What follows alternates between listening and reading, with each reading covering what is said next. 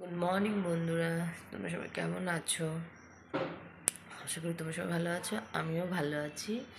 তা আমি এখন উঠলাম ঘুম থেকে, এখন বাজে 11টা সকাল। তা আমার বর দেখো বাজার ঘাট সব করে দিয়ে গেছে।